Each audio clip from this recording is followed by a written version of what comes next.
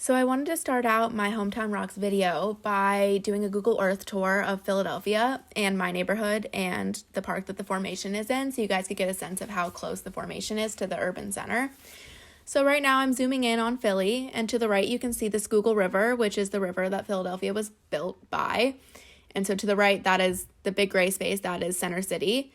And then the littler gray space that I'm zooming in on now is my neighborhood called Manayunk, which is still in Philadelphia, but just kind of on the outskirts.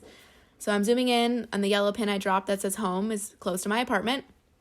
And then I'm going to follow the streets the way that I got to the park when I did my observations. So I'm already out of Manayunk. I'm in Roxborough now, which is the neighborhood above me. And then you can see the landscape changing to be mostly green space, and that is the Wissahickon Park, which is where the formation is.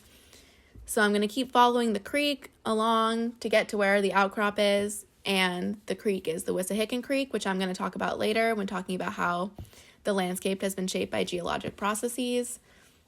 I'm going to keep following the creek for quite a while,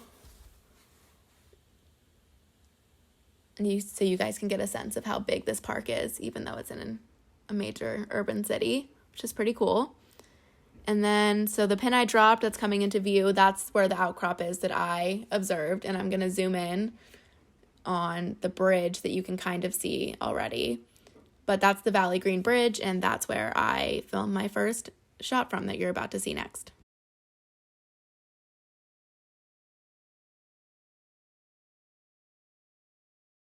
So today is November 5th, 2020. I'm at the Wissahickon Formation in Philadelphia, Pennsylvania. As you can see, it's really, really sunny with perfectly clear skies, and it's about, 65, 70 degrees. It's really, really warm. And I'm just giving an introduction. Right now I'm on the Valley Green Bridge, which is made of the same rocks that you can see all throughout the formation. And I wanted to take note that this land originally belonged to the Lenape Native Americans, and I'm standing on their land right now.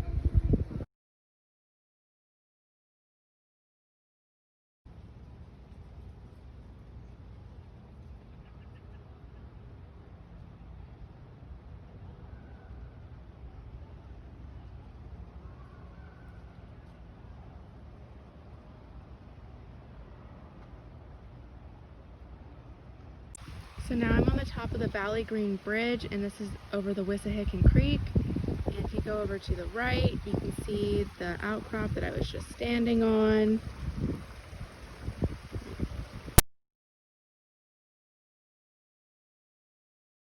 So this is my first pano of the outcrop at the Wissahickon Formation, and it's coming into view now. You can see from the trail.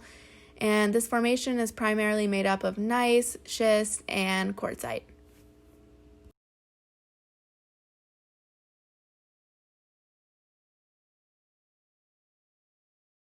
So the most notable minerals in this schist is the garnet and mica. So I wanted to do an up close of the garnets I saw in the outcrop.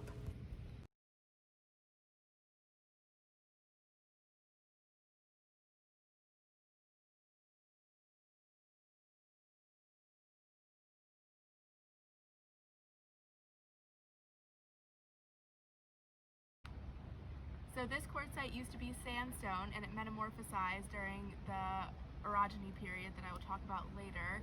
But this is really, really interesting because it doesn't have any glacial striations in it, which is very important because most of the Northeast was covered in a big glacial ice sheet, and this is one of the only places that the ice sheet did not come and ruin the rocks.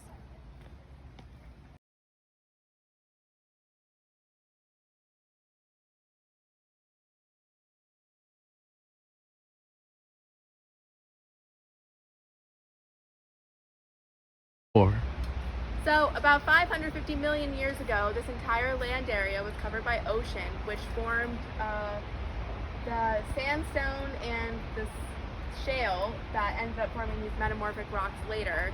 Basically, a volcanic arch was out in the ocean. The ocean closed due to tectonic plate movement and crashed into the North American crust, making all these rocks undergo metamorphism, which created these beautiful gneiss and schist and quartzite rocks that you can see here. You can see all the banding, which is really, really prevalent, which is very much what a gneiss would look like. You can see some pegmatite intrusions here. So this is just a close-up image of the same outcrop, and you can see the banding and the gneiss, and then you can also see the streak of quartzite that's running through this rock.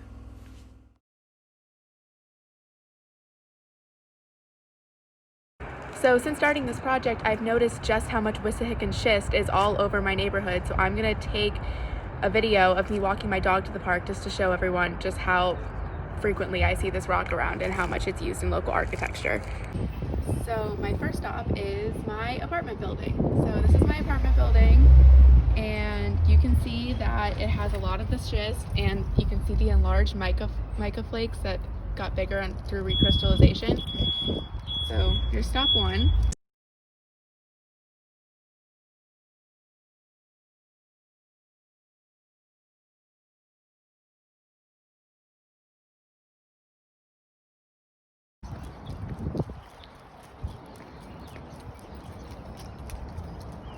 So here's stop two.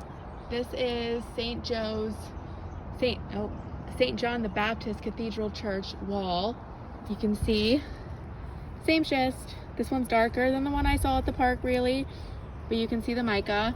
Although I haven't seen any garnets in any of these that I've noticed. Keep going.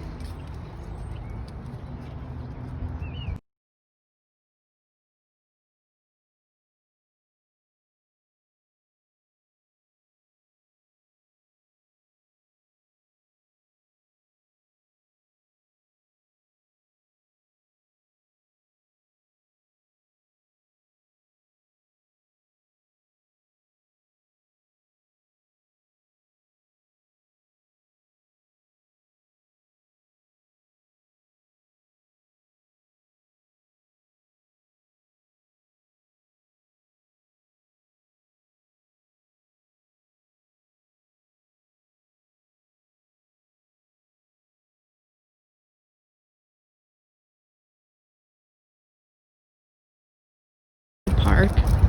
We're gonna go this way. Come on, Bella. Here. And they have a wall that's made of the same schist.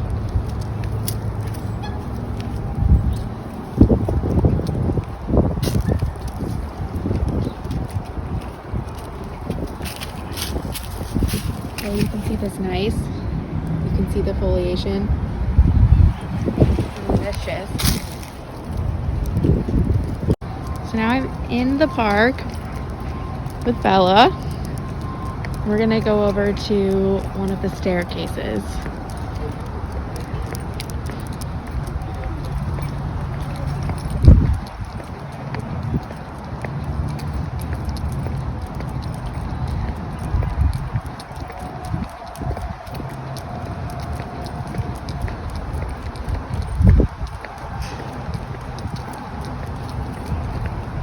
Bella, come on.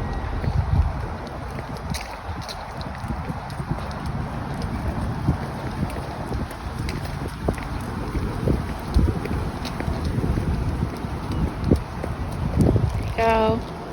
You look here. This is the dark schist. You can see the mica. It's the same rock all the way down.